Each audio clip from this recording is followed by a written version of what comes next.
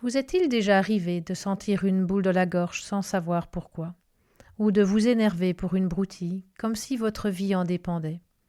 Aujourd'hui, on va explorer pourquoi notre mental nous joue des tours et comment s'en libérer.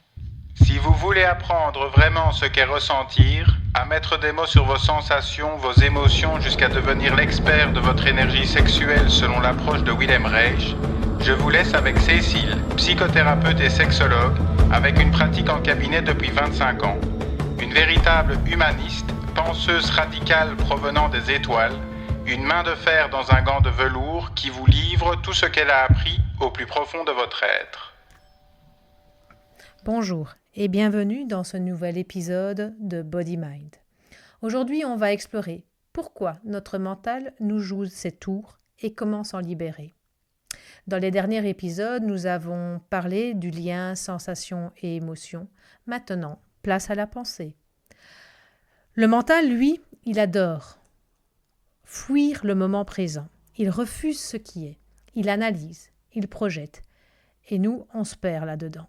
Pourtant, pour dompter cet outil, il faut commencer par l'observer tranquillement, comme on apprend à jouer d'un instrument. Parce que, soyons honnêtes, quand on croit tout ce qu'il nous raconte sur la réalité, on souffre. Plus on s'accroche à ses pensées sans les questionner, plus on s'enferme dans la douleur. À l'inverse, accepter ce qui est, vraiment tel quel, ça libère. Ça relâche les tensions, les vieilles histoires et ça laisse remonter ces émotions qu'on a enfouies depuis trop longtemps. Prenez un instant, ressentez ça. Qu'est-ce que ça évoque pour vous?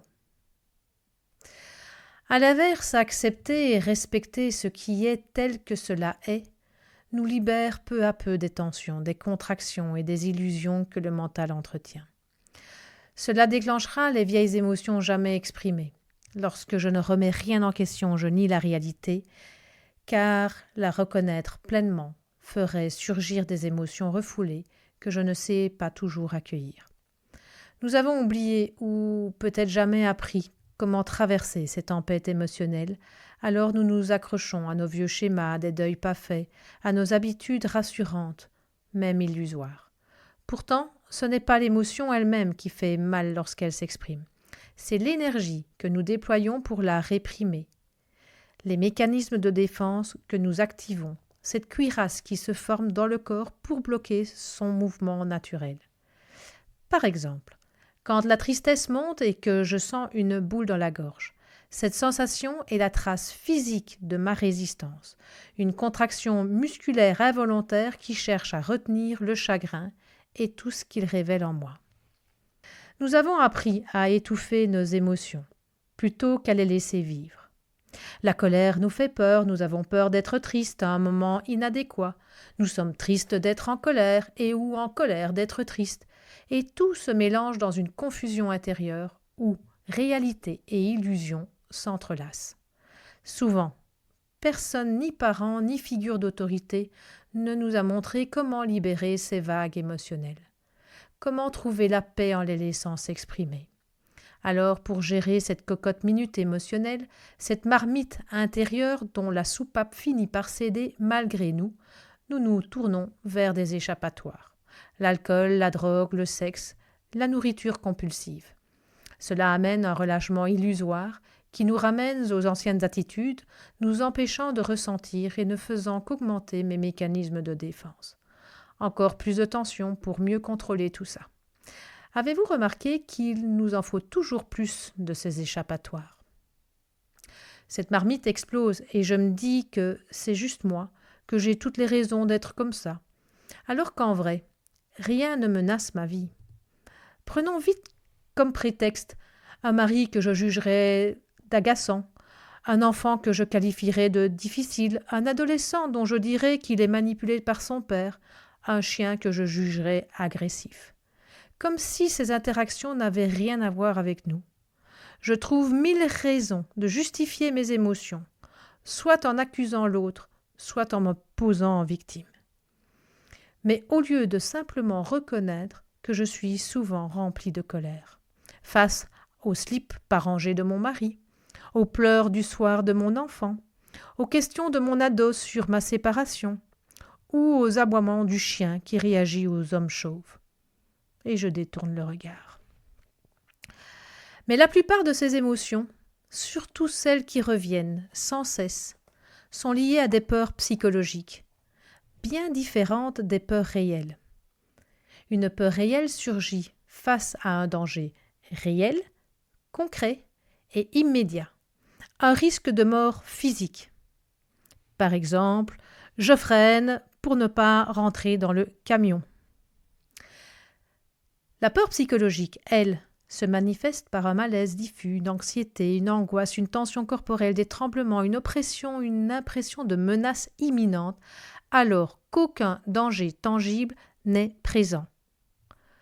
Ces réactions naissent dans une partie ancienne de notre cerveau qu'on appelle le reptilien. C'est une zone archaïque, conçue pour nous protéger, en voyant tout comme une question de survie. Quand elle prend le dessus, chaque contrariété devient une menace mortelle, même si le reste de notre cerveau sait que ce n'est pas vrai. On appelle cela l'ego, cette structure mentale qui se sent perpétuellement en danger et qui analyse tout selon cette grille de lecture. Pour l'ego, la mort rôde partout, même dans des détails insignifiants comme le besoin obsessionnel d'avoir raison et de donner tort à autrui. Pour certains, être contredit, c'est mourir un peu. Apprendre à observer cette peur psychologique commence par repérer la manie du mental à fuir le présent. Il projette un avenir idéalisé, source d'espoir ou d'excitation, ou un futur sombre, générateur d'anxiété. Dans les deux cas, c'est une illusion. Et si par hasard la réalité rejoint ces projections, l'ego y verra une victoire, une preuve qu'il avait raison de s'égarer dans ses chimères.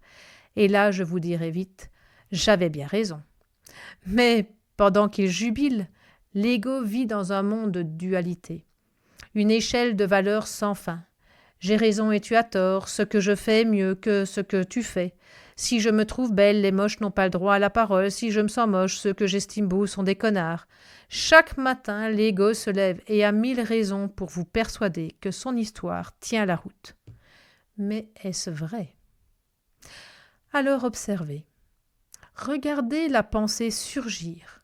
Ressentez la sensation qu'elle provoque dans le corps. Notez l'émotion qui émerge, puis les réactions qui suivent peut-être. Essayez maintenant là, pendant que vous m'écoutez. Qu'est-ce qui se passe en vous ? En vous observant ainsi, en osant vous questionner, vous toucherez du doigt une présence paisible, un témoin silencieux tapi derrière le vacarme du mental. Cette présence immobile et puissante est là, au-delà des illusions, et elle observe sans juger. Et si cette présence était toujours là, prête à vous accueillir, dès que vous lâchez les histoires du mental ?